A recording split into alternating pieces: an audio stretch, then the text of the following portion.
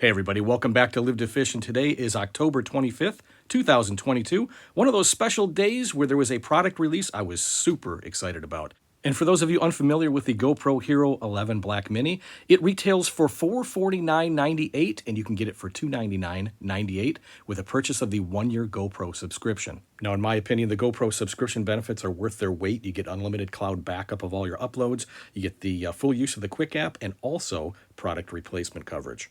But instead of shipping out the product today, October 25th, 2022, GoPro CEO Nicholas Woodman put out a press release stating that they weren't ready to release it yet, and that it's expected to release on November 18th now. So it's being pushed back a little bit.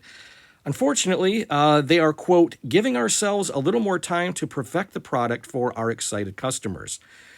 Not sure what that means. Now, the press release doesn't mention whether it's supply chain issues, so it could be hardware, it could be software, not really sure.